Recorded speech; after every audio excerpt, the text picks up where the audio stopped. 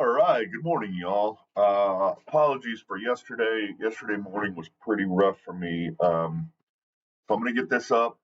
I will also have the slides with it so that you can follow along, and then we'll get back on track on Monday. All right, so chapter 2 is about federalism. We're on the intro slide now, right? So, federalism, just a definition, it's a political system in which national and regional governments share power and are considered independent equals, right? And there's not a lot of federalist systems on the planet, but there are a handful: the U.S., Germany, Brazil, Mexico, etc. Um, yeah, we'll skip the marijuana policy as example because that's so we can talk. All right. Slide 2, other types of political systems. So the U.S. has a federalist system where the states and the federal government share power, but it's not always like that. You also have unitary systems, which is probably the most common on the planet. So this just means that the overarching national government basically runs everything, right? So the UK is a good example of this. They really just have the House of Lords and the House of Commons and the Prime Minister and the majority party tell the whole country what to do, basically. Then you have Confederacy. Confederacy is kind of dead in the modern era, but you'll remember that the United States had the Articles of Confederation before the Constitution. And this is a voluntary association of independent sovereign states or governments. The central government generally relies on the regional governments for their power, right? So that's why the articles failed, right? The legislature generally has equal representation by each sort of member state or whatever. There's no real national executive branch. There are no real national courts, and there's no real national military. And these things brought real problems to the sort of nascent United States under the Articles of Confederation because they couldn't figure out ways to work together, and they were even often competing against each other. All right, slide 4. Why federalism? So, why did the United States move toward federalism post Articles of Confederation? The first was really high debt because of the Revolutionary War, right? We took on a lot of debt, especially from France. Um, Unfortunately, there was no real federal government to pay the debt, right? And there was no income tax. There was no real way of raising funds. And so the federal government had to constantly go to the states and say, we need you to kick in some money so we can pay our bills. But a lot of times the states were like, no, we have our own problems. You also, like I said earlier, you get the competition between states, which can cause some serious problems. Obviously, the Civil War had not broken out yet, but there were already big frustrations between sort of the industrial North and the agricultural South, and the ways that we should approach lawmaking and income and all of these sorts of things. In 1886, our founders meet at the Annapolis Convention to discuss international trade, interstate trade. But then at this point, they all said, okay, like we need a new constitution. So they call for a rewrite of the Articles of Confederation. Right around this time, we also had Shays' Rebellion. So Daniel Shays and some other rebels basically took a U.S. Weapons depot because there was a lot of frustration that Massachusetts was basically taking farmers' land or property, etc., to pay for their taxes post Revolutionary War, and so the Shay and the rebels were fighting back against Massachusetts, basically. But this was a small rebellion, though, that said a lot about redistribution, about wealth, about the power of the government over the people, right? All of these sorts of things. So there was a lot of concern because, let's be real, our founders were generally rich and elite. There was a lot of concern that there would be this sort of redistributive communism, even maybe before it really had a name, communism, but this redistribution from rich to poor. They had basically said, like, okay, this can't be unitary because we just fought against the king, right? Like, the unitarism doesn't work, but the articles also don't work. Confederacy doesn't work. So they found this middle ground of federalism. All right, next slide, slide 5, the advantages and disadvantages of federalism. One of the advantages is that keeps the government closer to the people, right? So we know that people tend to be more trusting the lower down the concentric circles you go, right? So people generally don't trust the federal government. They trust their state government a little more. They trust their local government even more than that, etc. We tend to get a reduction of conflict because the these big problems can be hashed out at the state or the local level rather than the federal government telling everyone what to do, right? That could be problematic in such a big country. Florida has different politics than Washington, which has different politics than Wyoming, etc. It also allows for flexibility and experimentation. We talked about that in our sort of first class, right? The this wonderful experimental system, right, where each of the 50 states can approach something different in a different way, and we can learn something about what are the best ways to approach these things.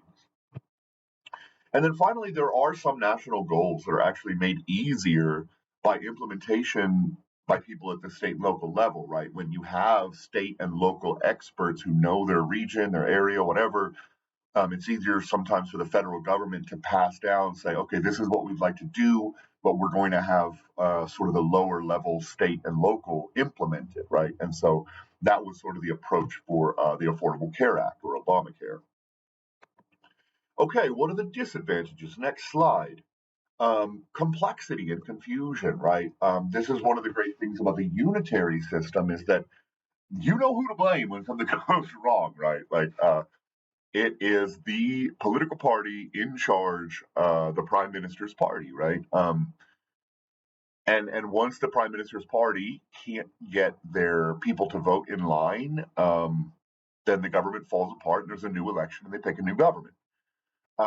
Unfortunately, say you're worried about, man, I don't know, what's a good example? Like immigration, let's say, is a hot topic these days, right? Who's to blame here? Is the federal government blame? Is the state government to blame? Is your local government to blame? Um, what parts of each are to blame on each? All of these different things. So it makes it very difficult to understand who to hold accountable sometimes. This can also increase conflict, right? As powers between the federal government and the state governments are often sort of vague, right? We'll talk about that in a minute. Uh, but again, oh, immigration, perfect. So again, a good example would be sort of the border clash between the last Biden administration and Greg Abbott.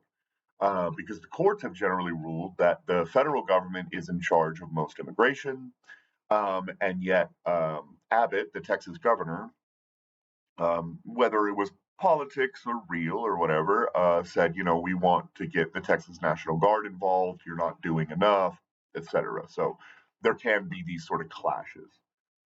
There are also duplication and accountability concerns, right?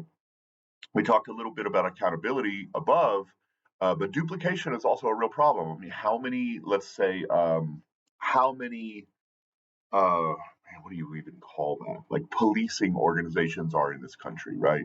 You have your local police. You have um, arguably maybe the National Guard during emergencies. You have the FBI. You have the NSA. You have you know, all of these different. You have your sheriff. You have you know, so sometimes it could be a bit of a mess. And this was one of actually the problems after they released a report on the Uvalde school shooting in Texas in 2022.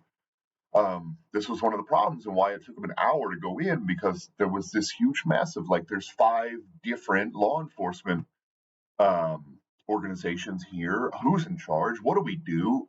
So yeah, that can become messy.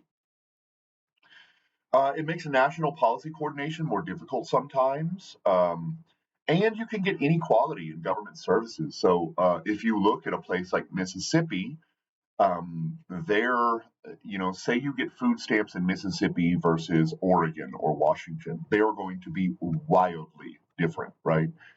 In Washington, you might get $700 a month in food stamps. In Mississippi, you might get 100, right? And I don't know if those are the exact numbers, but I promise they're probably pretty representative.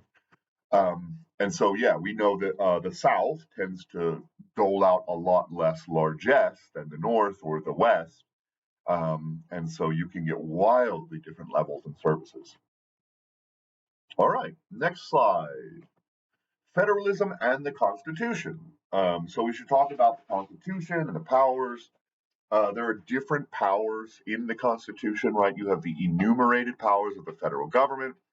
Uh, these are the powers that the Constitution explicitly grants to the federal government, right?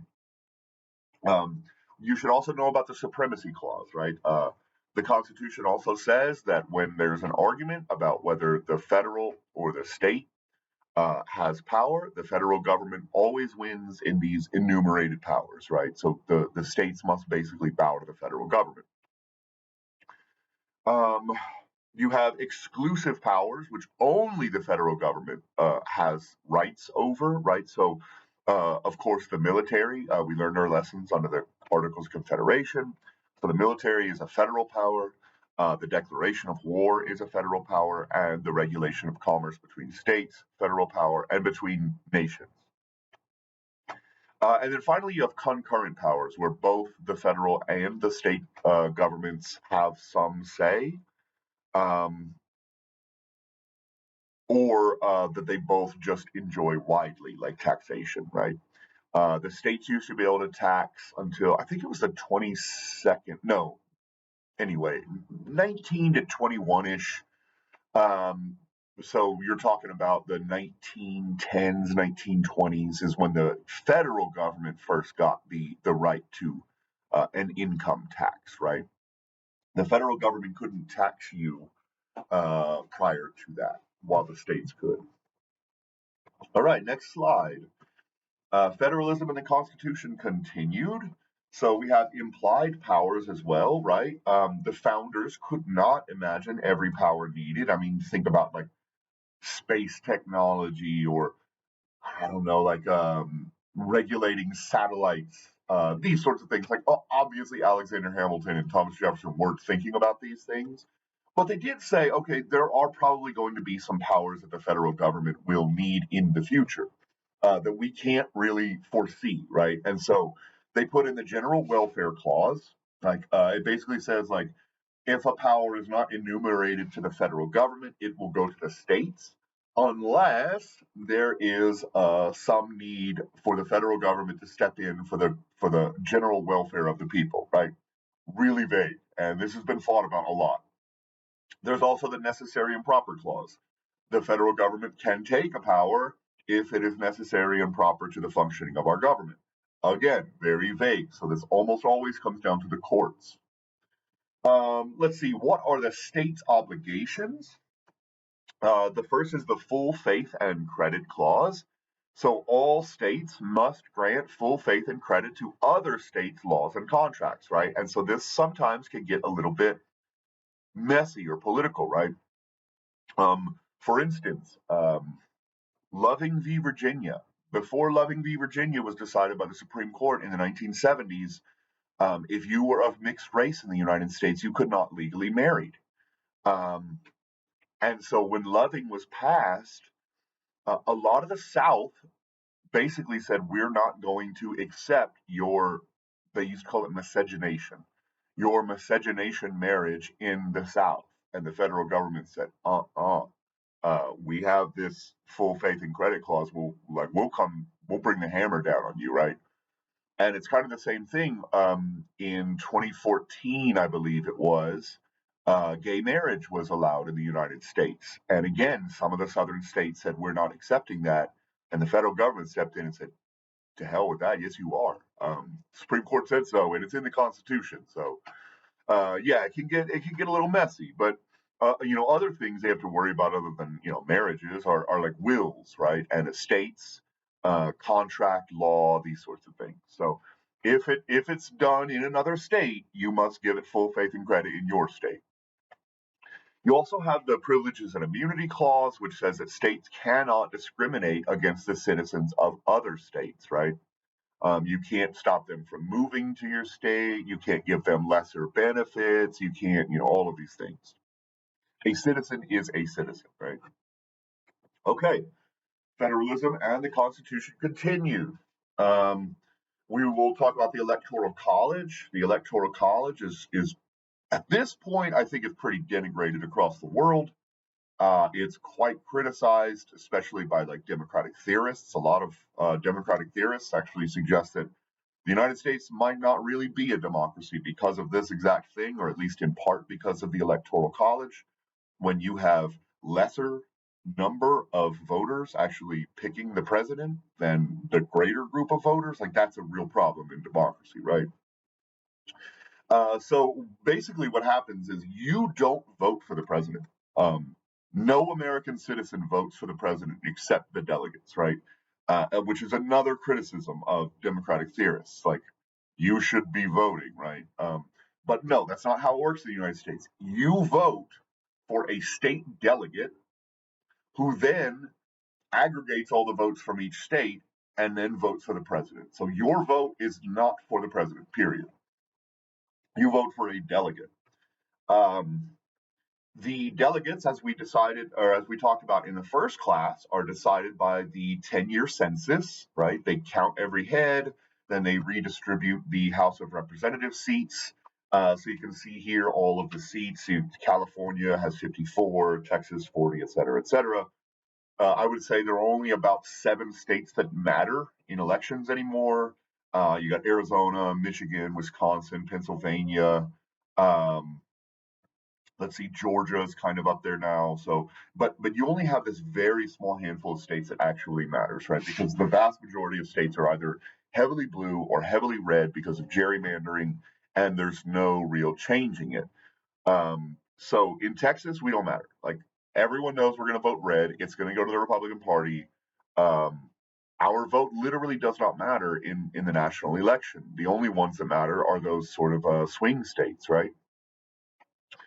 I would also point out that 5 different times the winner of the Electoral College did not actually win the vote, which is problematic, right? So you got John Quincy Adams, Rutherford Hayes, Benjamin Harrison, George Bush in 2000, and then Donald Trump in 2016.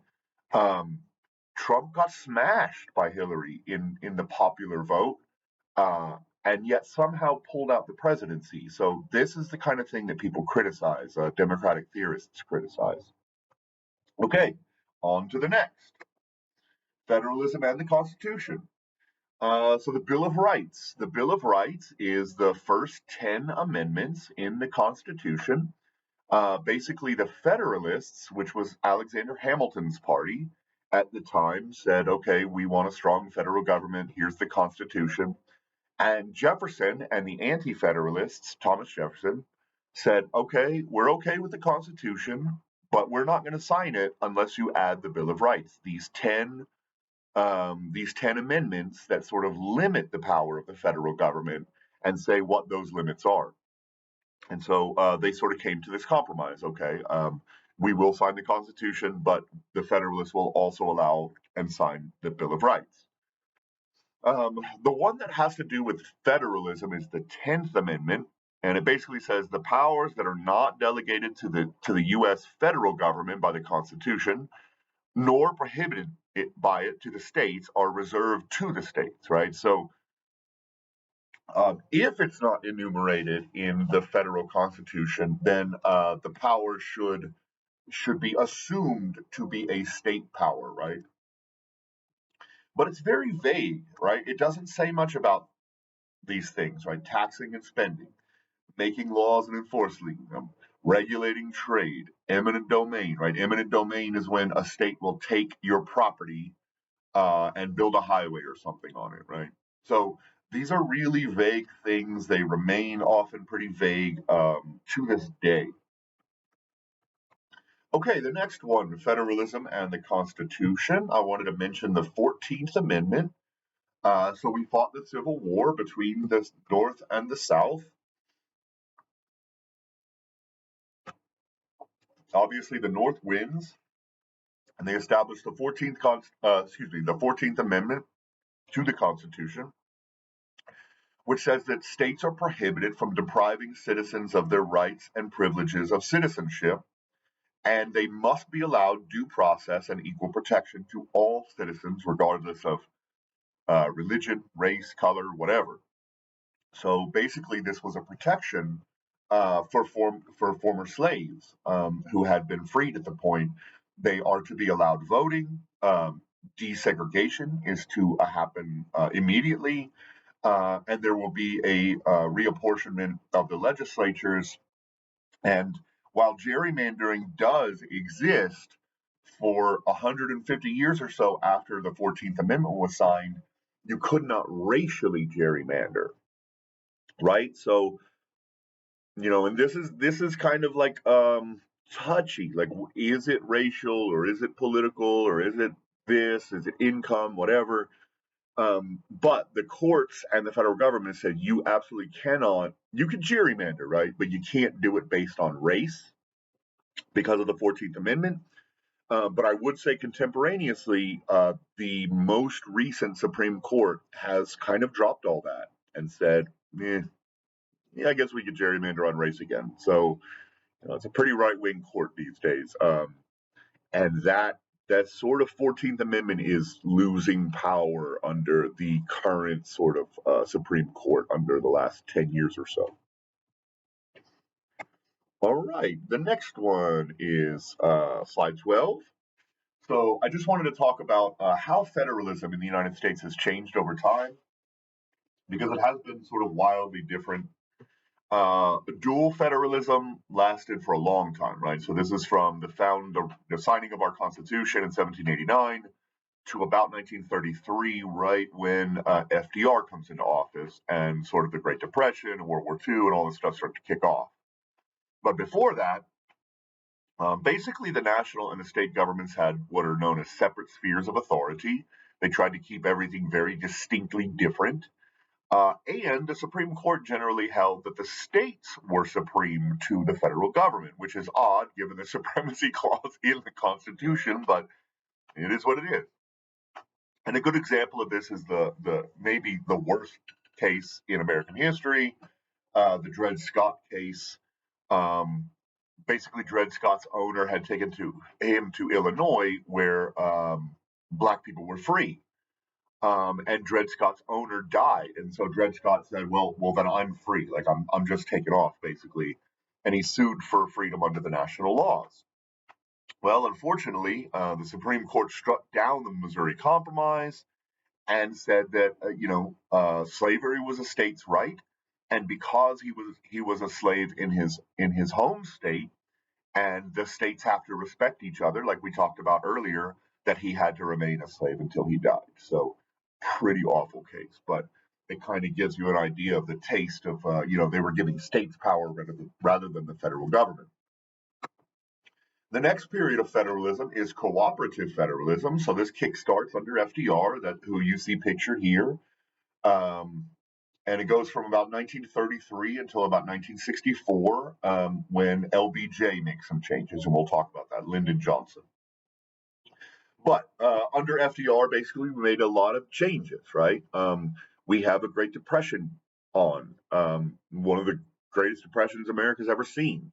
We see like fascism rising in Europe. There are concerns, and so FDR sort of implements John Maynard Keynes' economic theories about demand side economics. Right? Everybody had been supply side. Like if you build it, they will buy it. Well, that wasn't true during the Depression, right? People didn't have jobs, so how the hell are they going to buy it? So you're pumping out goods, and now you're stuck with all of these goods, which is causing even more problems, right? And so John Maynard Keynes says, look, we need to work on the demand side sometimes. Like when things are going well, supply side's fine. But when things collapse, you have to put money back into people's hands so they can buy stuff. And so at this point, FDR sort of changes the entire system. They start to build the highway system. They start to build dams. They start to build bridges, all to just put people to work, basically. They really kickstart the university system, right? Most of the universities, there were very few and they were very elite. This is when we start the real sort of public university systems in America. We get ag research grants because we also, you'll have to remember, are dealing with the Dust Bowl during this period, right? Massive swaths of the West are just dirt. Their farming no longer works because they're not using proper farming technology. They're not turning their crops. They're not using crop rotation to make sure the soil stays good. And so the federal government kicks in these ag science grants too, and then you get the U.S. Corps of Army Engineers working on dams, roads, bridges, highways, all this stuff like we talked about. Where did the change come from? The 16th Amendment. See, I was off earlier. I said like maybe 19 to 21. Who knows every single one of them exactly? But the 16th Amendment allowed for the national government to actually collect income taxes at this point. And I would say the rest of the planet is starting to kick in like these national income taxes around this time. They're struggling, right? They struggle to pay for World War One. They're struggling to pay back the debt they took on for World War One, and now we're heading into probably another war, right? And so a lot of nations across the globe are starting to implement these federal national income taxes around this time. You also start to get a much more centralization of power because of the world wars, right? We can't, we need a federal government with some teeth um, because we have these massive wars going on, right? And we need to be efficient. And then, of course, we talked about the Great Depression. Okay, the third period of federalism is centralized federalism. This guy, LBJ, is actually one of my very favorite presidents. He is a nobody farm boy from Texas who used his wit and intelligence and a little bit of intimidation, like you can see in this picture, to really make something of himself, right? So, Kennedy is assassinated in November of '63. LBJ takes over. He passes the Civil Rights Act and the War on Poverty. The Civil Rights Act is usually thought of as really successful, right? The War on Poverty is often thought of as a crippling failure. So, you know, it's a mixed bag. Um, he also used what's called categorical grants, right? He would say, okay, here's money from the federal government, but you have to follow all of these different rules. Like you can't just implement it however you want to implement it. And LBJ was pretty famous for passing what were known as these unfunded mandates, but so was like Jimmy Carter and Nixon saying that like we need clear air, we need clean water. Here's all of these like markers you need to hit when it comes to those things, but you're not getting a dime from us. Just figure it out, right? And so there was a lot of frustration from the states when Nixon, especially, was pretty bad about this. Nixon put in the EPA and things like that. And he put in, you know, Clean Water Air, Clean Water Act, Clean Air Act, but he didn't really give the states anything to do it with, right? He just said like get it done, and it pissed off a lot of people. Okay, the next period, new federalism. So this comes in post Reagan, right? Reagan gets elected in the 1980s.